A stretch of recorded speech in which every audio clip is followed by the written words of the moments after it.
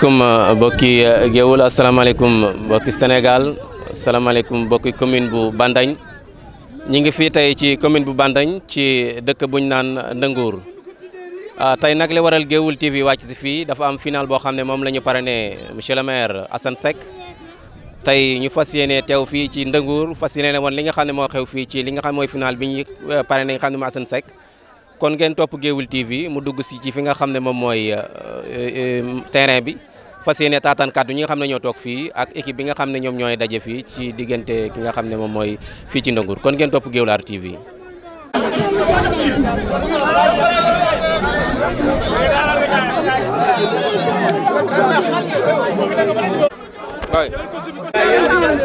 waaw ba léegi ñu ngi fii ci terrain bi nga xam ne mooy terrain Ndënguur ci diggante ñaari équipe yi nga xam ne ñoo daje fii ñu ngi taxaw ak ki nga xam ne mooy capitaine u Gëm sa bopp Ndënguur ñu gis football nañ premier mi-temps bi ñu jot ko laaj naka la gisee li nga xam ne moom lañ dundee ci xam ne mooy premier mi-temps bi ñu ngi lay nuyu capitaine. waaw maa ngi leen di fay bu baax. tur wi naka la. Mbaye Ndiaye. waaw Mbaye Ndiaye gis tey ngeen football li nga xam ne mooy premier mi-temps bi ngeen gis ne premier mi-temps baa ngi jàll tey lan ngay wax joueurs yi nga xam ne yéen doon football premier mi-temps bi. waaw xanaa ñu gën a concentré wu rek. waaw te xam ne ñoo nekk ci match bi instant ñoo ko yor quoi ñoo leen jiitoo nañ leen benn bii quoi ñu jëm koo gérer rek li def bëriwul te xam ne ñu nekk suñ ginnaaw mooy loolu quoi dafa bëri am gën a xam. waaw ñu gis ne final bi ñu ko jagle ki nga xam mooy Assane Seck maire ki nga xam ne moom mooy Bandagne. waaw yan kàddu ngay dolli ci loolu. waaw xanaa ñu voté ko rek. waaw li mu bëgg moom moo xam quoi Ndënguur gépp ñu ngi si ginnaawam de waaw loolu laa xam moom. waaw merci dinañ ko voté Mbaye Ndiaye. Mbaye Ndiaye ñu ngi lay jaajëfal merci. nga fii ci li nga xam ne mooy final bi ñuy jagleel ki nga xam mooy Assane Seck maire Bandagne ci diggante ñaari équipe bi nga xam ne ASC Bandagne ak ASC kii Boussura moom lañ nekkal nii taxaw ak ki nga xam ne moom mooy capitaine bi ñu football premier mi-temps bi ñu mën leen ñoom 1-0 sëñ bi ñu ngi lay nuyu. waaw ñu ngi lay fay tur wi naka la. Pape Kane. Pape Kane ñu gis ne football ngeen premier mi-temps bi ñu mën leen 1-0 yan kàddu ngay dolli ñi nga xam ne yaa ngi ñoo ma nekk noonu ci terrain bi. Non loolu moom dañoo joué benn premier mi-temps boo xamante ne peut-être xëy na ni ñu joué on a mal joué mais ñi ngi espérer deuxième mi-temps bi incha allahu rabbi xëy na def benn match boo xamante ne incha allah dinañ marqué ay bii quoi. gis nga li nga football yaakaar nga ne deuxième mi-temps da nga ci génn. non incha allah deuxième mi-temps dañu leen di. waaw ñu gis ne kii bi Assane Seck lañ ko tuddee maire nga xam ne mooy Bandagne yan kàddu ngay sànni ci loolu. waaw di wax ni tamit loolu moom lu rafet la parce que ñun moom suñ ñëwee fii ci Ndënguur assisté ci tournoi bi xëy na am confiance ci ñoom li ñuy def loolu moo tax ñu ñëw du rafetlu tamit ki ñu tuddee bis bi xëy na tamit miinuñu ko lool mais dégg nañ ay jëfam xëy na ñu ngi ñaan suñu borom eggalee ko ak sagoom quoi ci barke Alxuraan. Pape Kane. Pape Kane ñu ngi lay jaajëfal. jaajëf waay.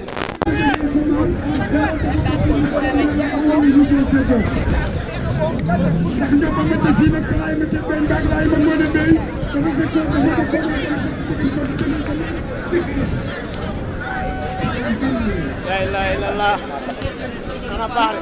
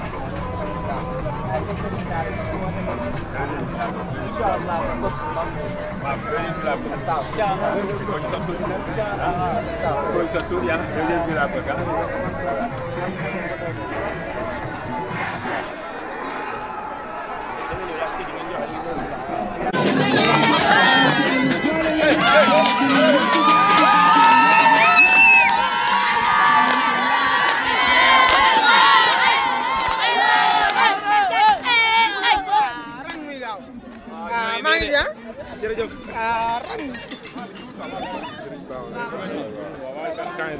ñëwul maa ngi ñëwul daal mais su ñëwoon doole si.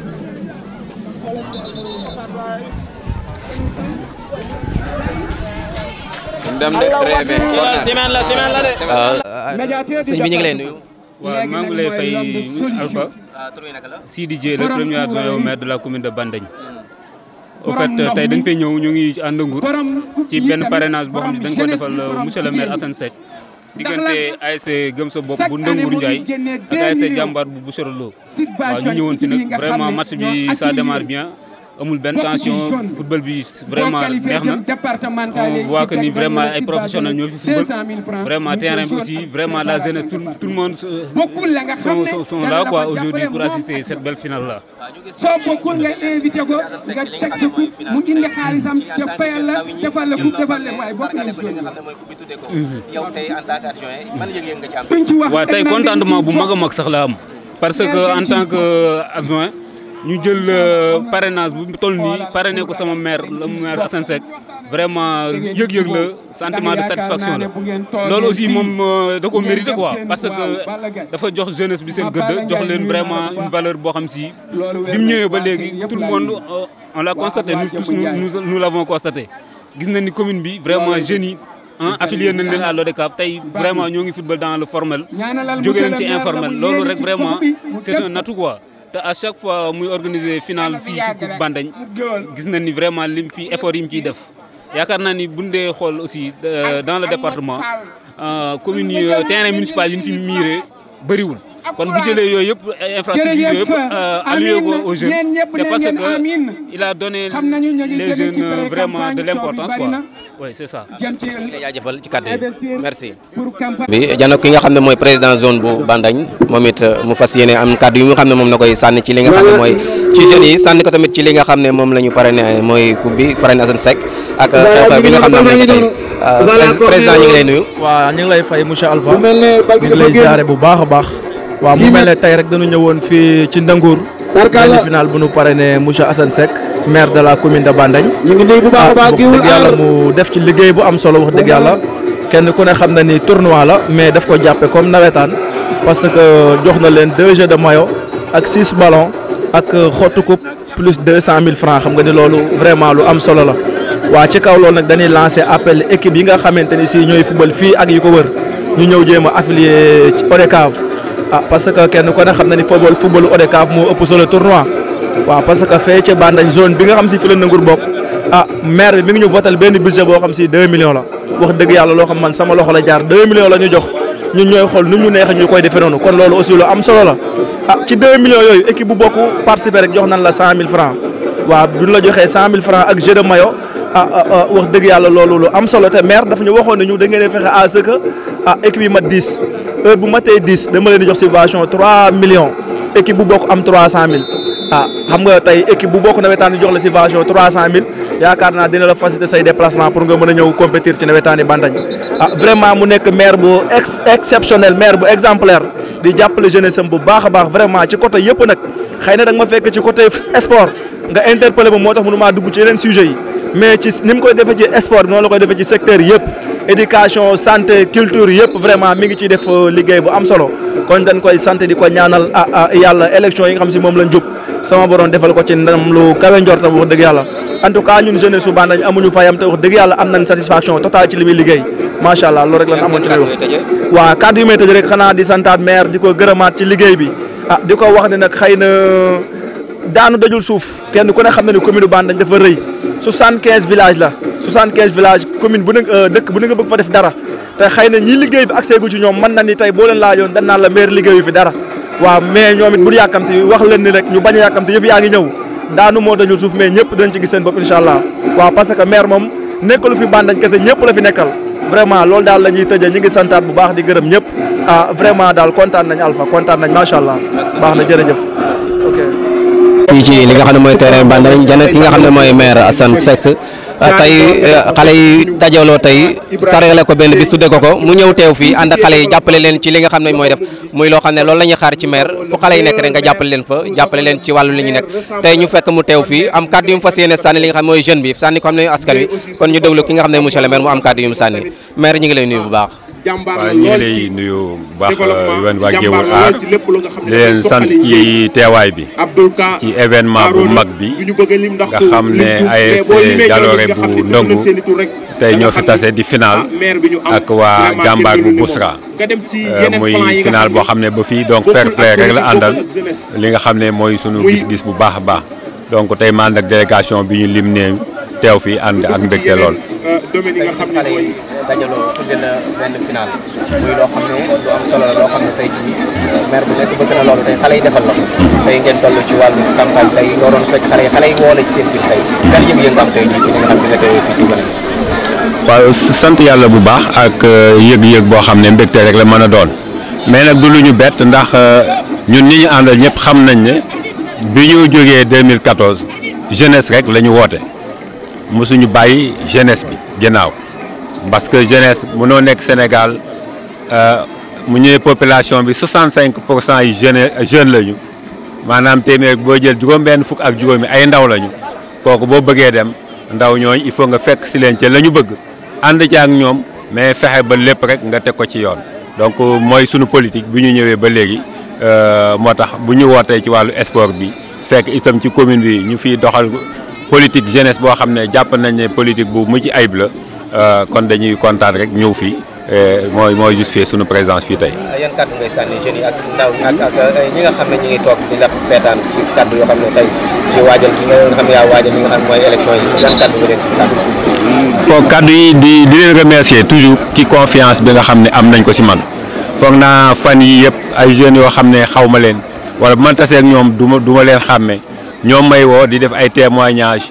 yoo xam ne mënuñu di wax lu ëpp loolu ndax nit ki bu la nee bu dul woon lu ñuy wote dañu koy jël rek jox la dañ koy jël jox la mu jeex xam nga kon kooku engagement mënul passé loolu. bon ñii ma woo tey sànq dama ne ànd Moustapha ñu mi ngi mën a il faut mu ñëw mu nuyu ko parce que booba léegi téléphone rek la ñuy waxee te ñoom bokk na ci organisateur principal yi dajale jeunes waa Ndongur yëpp les 4 Ndongur muy foo xam ne man tam dama fi bokk di sama dëkku maam kon kaddu bi daal mooy laaw la ca rek laay wax nañ yàlla may lii ñu egg ci ak jàmm ak engagement bii nga xam ne ñoom am nañ ko dara bañ cee feel.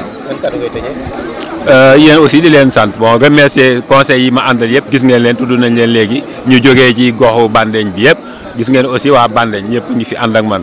gis waa tudd nañu aussi sama mbokk Mbadiar ndax ku tudd Ndongur aussi tudd Mbadiar ak ñëpp ñi nga xam ne teew nañ fi population yëpp gis nga leen ñi ngi fi donc ñoom ñëpp dama leen di remercier gis nga sama mag ñi ku mel ne grand Baye Ndongo sama yaay Bakar ñoom ñi ngi fi bu ma nee conseil sama mag bi Pam Morlo dëkk Ndongur aussi ci la bokk donc ñoom ñëpp daal di leen sant bu baax a baax ci teewaay bi nga xam ne teew nañ ko si bis bi pour gën koo jëmbal ak bien sûr remercier nag encore une fois organisateur tournoi bi ñi nga xam ne ñoo ma tànn tuddee ma bis bi pour jëmal pour mën a gën a jëmal sama taxawaay fii ci Ndongur. waaw jërëjëf monsieur le maire. wante moom bala ma wax dara damay sant waa Ndongur yëpp di sant ñi nga xamante ni si ñoom ñoo dirigeant yi di sant bu baax a baax képp ki nga xamante ni si bokk nga ASC Jalooré muy ñeenti Ndongur yëpp di sant waa commune bu baax. waaw di rafetlu final bi ni mu amee nii parce que xawoon na jàmp mais def nañ ci ay kii boo xamante ni si tey ñu ngi koy fubal ci jàmm di ñaanal Ndongur yàlla na ko yàlla may ndam parce que gëm sa bopp mooy Ndongur waaw di sant ñëpp di jaar ñëpp bàyyiwuñu kenn di sant monsieur le maire Assane Seck bu baax a baax ndax ba mu xawee dëgër moom ñëw na def na ci loxoom jàpp na ci bu baax a baax ñi ngi sant ñëpp di jaar ñëpp di sant waa Géoul Art tamit parce que gis nañ ne indi nañ seen i moyen def nañ lépp ki nga xamante ni si mooy final bi am te final bi dañ ko organiser pour que ñu xamante jàppalante dimbalante ndax jàppalante ak dimbalante mooy tax ànd yàgg te lii lépp dañ koy rafetlu bu baax a baax di nga xam ne yeneen ñu ngi suñu kanam yoo xamante ni si dañ ko war a organiser ba pare muy dox di ànd ci lépp ci jàmm ci fair play di sant ñëpp di sant waa Ndongur yëpp di sant Mbadiar Daara Ngumba Ngewul bàyyiwuñu kenn waa Boussirolo ñu ngi leen sant bu baax a baax di leen gërëm di leen ñaanal jàmm tamit wasalaam. ñun liñ bëgg daal mooy équipe bi ñu jàppale leen daal équipe bi ak ñu jàppale gars yi ñuy seetaan si ñëpp bañ nañ leen a defaral terrain bu baax waaw ak sécurité bu doy waaw man rek laa moom lu may sànni Mbaye Ndiaye Lamine kenn du jóge ci àll bële ñëw di ñu defaral fii ñun ñooy defar fii te kan nan la ñuy defaree fii seet borom xam-xam bu yaru bu teey bu tekki bu xiiful marul sonnul yéene ñu jàmm bëgg sunu alal di ko def ci lu wér ñu jiital ko def ginnaaw ndaf kon tàccu leen boobu bu baax a baax yaakaar naa ne maa ngi leen di nuyu di leen gërëm di leen jaajëfal fii lañ yem ba ci kanam bu ko laajee jaa ngeen jëf. Voilà, merci beaucoup Aaron. Voilà, merci. Dégg ngeen kàddu yi nga xam si ni moom la sànni ci monsieur le maire. Victoire éclatante au soir du 23 janvier 2022 jërëjëf Didier. Voilà, merci. Merci dégg ngeen kàddu yi nga xam si ni tamit. Voilà, toujours rek après bu fekkee ne lu xew fële góor bi moom moo tëdd. Voilà, monsieur Modou Gueye dañuy jox kàddu gi Modou Gueye moom Badiar ana nga Mori. Voilà, Mori ngi noonu sama frère sama xarit. Yarkalla. Salaamaaleykum wa rahmatullah. ñoo ngi nuyu ñi teew ci terrain bi ñëpp bàyyiwuñ kenn di ci jiital waa ASC. Boussirou Lo moo ñëkk a door dossard numéro 10 dossard numéro 10 mooy door li nga xam ne moom mooy penalty bi mooy door dossard numéro 10 Boussirou Lo dossard numéro 10 moom mooy door li nga xam ne mooy ñëkk a door premier tir Boussirou Lo mooy door premier tiram dossard numéro 10 xale bi mi ngi tee ndigali di jël élan ma nga jël élan xale baa ngay daw mi ngi daw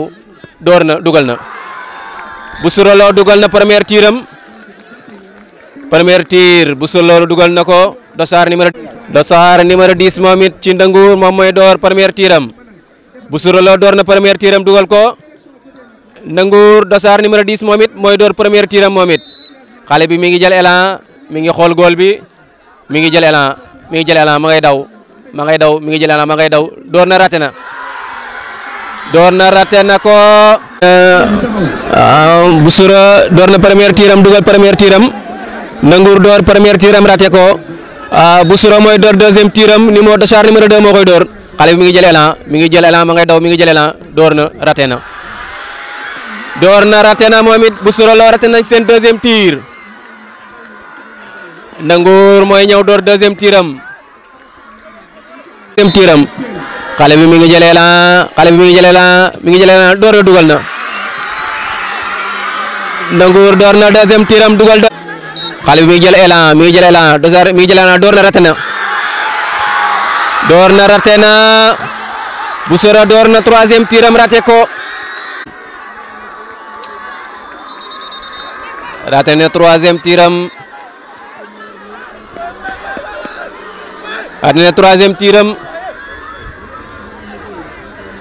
raté na troisième tiram dossard numéro 8 moom mooy door li nga xam ne mooy troisième tiru Ndangour xale bi mi ngi jël élan xale baa ngay jël élan ma ngay daw door na dugal na prix bu rafet Ndangour door na troisième tiram dugal troisième tir Boussirou dugal na penalty bu rafet Ndangour mooy door quatrième tiram dossard numéro waaw mi ngi jëlee lan xale baa ngi jëlee lan ma nga jëlee lan Ndangour raté na ki moo ko raté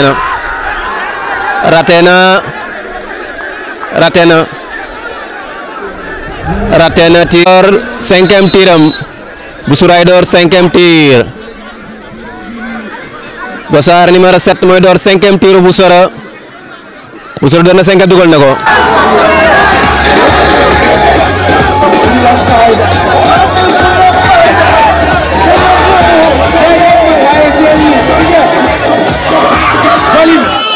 ASC yi nañu ñëw taxaw fii amee fii tekkee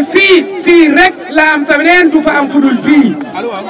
te am na projet yu mag yi nga xam ne mu ngi koy commencé incha allah ci fii ñu dem yàggatul mu yaay forage ñuy béy di sàmm kenn dootul demati fenn tati leen ko bu baax a baax ñu jox ko kàddu bi ndax guddi na ñu ciy jéglu bu baax bu ñu sañoon ñu nag yéen fii lu mot 3 heures de temps ñuy waxtaanee yéen di weccoog yéen xalaat di wax li nga xam ne mooy résultat yi fii ba suba ba ginnaaw suba du fi jeex ndax moo ko liggéey kon gàcce ngalaama Assane Seck jaajëf tati leen ko bu baax a baax ñu jox ko kàddu bi ki nga xam ne mooy Assane Seck waaye Seck ah jaajëf. merci Arona asalaamaaleykum maa ngi nuyu ñëpp ñi fi teew comme guddi na ba pare te li si ëpp solo dégg ngeen ko Arona wax na ko dégg ngeen ko Mori wax na ko dégg ngeen ko Moustapha wax na ko kon damay sant rek ASC Jalooré bi nga xam ne ñoo organisé tournoi bu rëy bii duppee ma ko félicité nag bu baax ASC Jàmbaar mi nga xam ne yàlla def na moom moo gagné coupe bi li si des nag message la rek bu may lancé jeunesse bi ndax Sénégal xam ngeen 65% wala lu ko ëpp ay ndaw lañu kon ndaw yooyu lu waay mën a def war nga leen a bàyyi xel ñun nag du tey jii lañ commencé bàyyi xel ndaw ñi 2014 bi ñu ñëwee dañu neñ politique gu jeunesse la ñuy def jeunesse bi tam dañoo war a ñibbisi moom la wax léegi RV retour au village mais ñu ne loolu dafa am condition yu war a àndal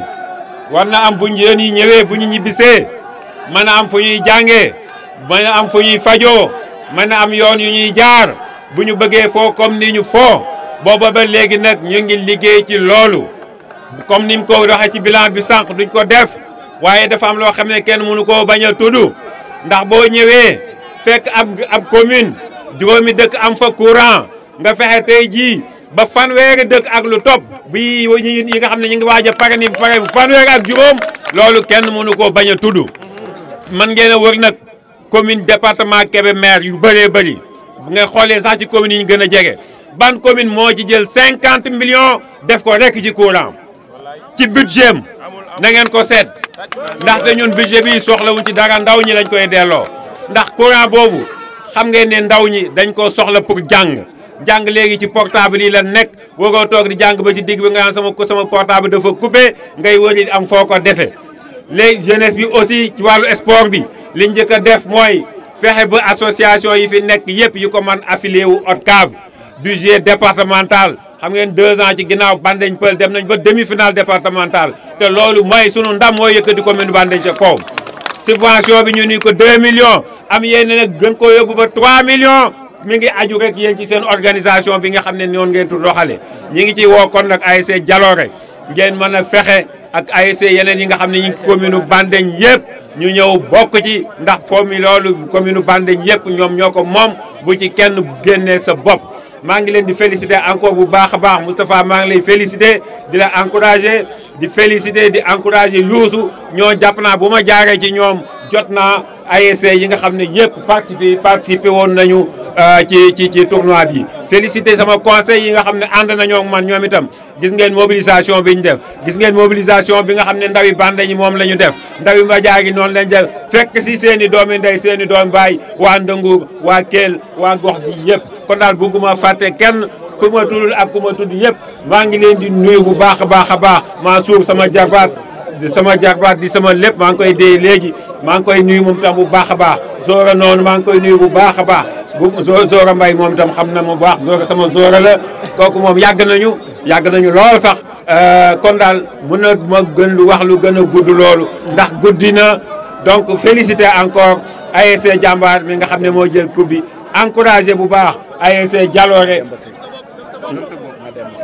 Mademba Seck ak ASC Jalooré gëm sa bopp mais am na sama kilifa bu baax dégg naa ko mu ne nañ ci yokk xam sa bopp mais xam naa ni da ngeen a xam seen bopp ba pare moo tax ngeen gëm seen bopp kon maa ngi leen di féliciter encore une fois di leen wax nag maa ngi seen disposition samay conseils ñi ngi seen disposition ñi ma ànd ñëpp ñi ngi seen disposition à la disposition de toute la jeunesse de la commune de Bandeñ, toute la jeunesse de la commune des communes du département de Kébémer, toute la jeunesse de la région de Louga, toute la jeunesse du Sénégal. Jërë ngeen jëf, jërë ngeen jëf, jërë ngeen jëf.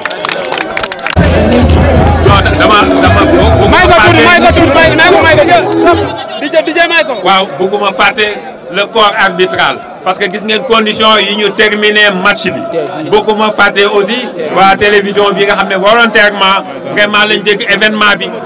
donc ñëw teew ko mais surtout et surtout les hommes du commandant Moussa Ndour ñi nga xam ñi ngi fi assuré que sécurité bi gis ngeen fi ni mu match bi terminé donc ñoom itam maa ngi leen di félicité bu baax a baax sama kaddu dina egg ci commandant incha allah ñooñu laa mun naa fàtte dellu si di leen gërëm jërë jëf. Moustapha wax na ko liñ ci waroon wax lépp Moustapha wax na ko Assane nag xamal ne da nga koo seetal ñoo xam ne boo leen lebalee ker rek ñu fay la guddi na sa xel dal amoo fi opposant pour man na xamuma ko te Moustapha mii bu joxañee gone yi fu mu leen joxañ foofa la bu leen xool leen ñu xool bu ne leen gëm leen ñu gëm xam naa loolu parce que gina leen ko la tax ñu jiital ko ñoom ñoo ko xam kon nag na sa xel dal ci moom loo ko mënti jàppale ko ne mag ñëpp a ngi nii ci ginnaawam te xam nga ne asam demewul noonu kon boo xamee ñu jox ko yenn responsabilité yi rek wallahi war nga ko war sa xel war naa dal na sa xel dal te bu élect le 23 ba ca ngoon da nga xam ne li ma la wax loolu lépp dëgg la ñu jàll ci Mbaye wax ñooy nangu moo leen di nuyu di leen siyaar di seere rek wax yi ma fi dégg ndax monsieur le maire dama leen maanaam bu leen ko waxati programme da ngeen koy ñaanal li mu programme mu man koo def mu am wér gu mu ko defee ak kattan gu mu ko defee ndax noo àndoon ba dara xewagul ba léegi nooy ànd Ndëngur Njaay nag Ndëngur la dëkk bu dëkk loon Ndëngur sax danaan leneen lu ma ko wax waaye comme Ndëngur la dëkk nag sëñ Ndëngur bu jaraaf masa jóg danaan ndax sëñ Ndëngur génn na bu ñu nee sëñ Ndëngur génnul jaraaf day toog ba sëñ Ndëngur génn jaraaf door a génn jërëjëf wa salaam. jërëjëf Baye Ndongo léegi ñu jàll ci dafa nekk loo xamante ne si ne liggéeyoo ko tey démb nga ko liggéey looloo waral ñu woo la pour xale yi nga xamante ne si ne ñoo nekk fii yow leer na bokkuñu commune ba ma la jotee tamit dama ne la ñun ak yow bokkuñu commune waaye danañ la jàppale parce que da nga naan bàyyi say itte di ñëw ñu boole la ak Moustapha Ndiaye mi ak Mbaye Roqaye Ndiaye nga la xamal ne dinañ la jàppale ci saahir danañ la jàppale ci baatin parce que boo liggéeyul woon it dañ lay def ne ñeneen ñi nga xam ne liggéeyuñ ñun la fa kupp xam nañ ne yaa ngi liggéey parce que man dañ maa ba ci ay forage yoo xamante ne maa ci tegal sama bët ci commune Bandañ kon nag bul fàtte Ndëngur ci forage yi ngay programmé waa Ndëngur rek incha allah liñ la wax léegi rek ku leen lebal ker ñu fay la guddi ba nga ñuy lebal ker nag booba xalaatoo woon ne lii dina ñëw parce que bu doon politique kese doo dugg ci suñ commune bi nga yàlla indee fi nag xale yi ak ndaw ñi ak mag ñi góor ñi ak jigéen ñi ñëpp ñu ngi sa ginnaaw danañ la jàppale ci saayir jàppale ci baatin incha allah te karam waxuma commune waaye départemental bi laa bëgg yàlla teg ko sa loxo ci kàttanu yàlla incha allah yàlla na ko yàlla defal yàlla mën na ko sañ na ko am na ko yàlla na ko yàlla defal vive Assane Seck vive maire de Bandañ incha allah ñu ñëpp takku incha allah ñu jàppale ko merci. waaw on va commencer par vaincu waaw. vaincu léegi ñoom dañuy ñëw tànn wala bu ma kii wax ko mu ñëw tànn vainqueur moom bi vaincu moom d'accord vaincu le capitaine ajo nañ ko jox l'adjoint au maire Sidiyé waaw loolu moom kon jekk na rafet na jekk na rafet na capitaine newul capitaine de l'AS Gëm Sa Bopp AS Gëm Sa Bopp ana Pape Kane moom waaw weer bi waaw may góor bi ñëpp kontaan nañu parce que benn maanaam benn weer la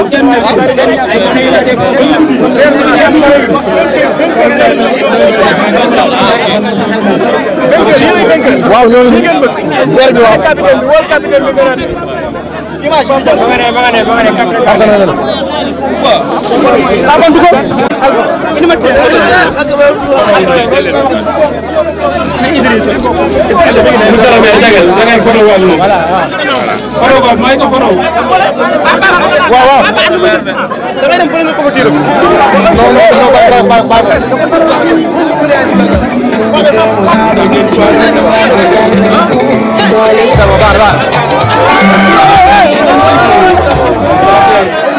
waaw kon ñu ngi jàll ci équipe bi nga xam ne mooy équipe bu mag bi ñu tudd seen jàmbaar bu Cisséré wax ñaari kàddu rek ñu xam ne sport nii la commencement bi mën naa metti lool waaye fa muy jeexe mën naa neex lool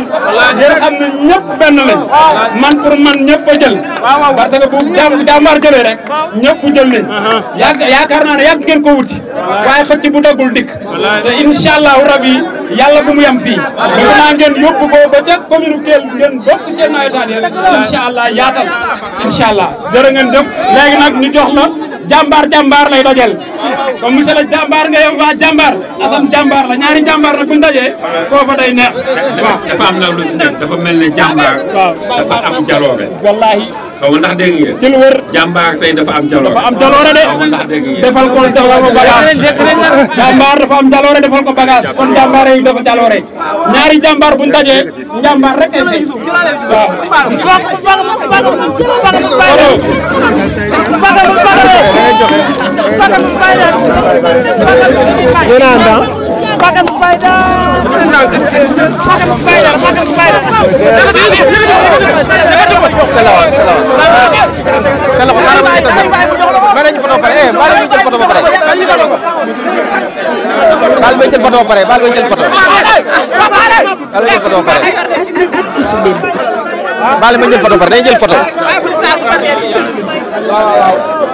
Vive la jeunesse, vive la jeunesse. Vive la jeunesse. Vive la jeunesse.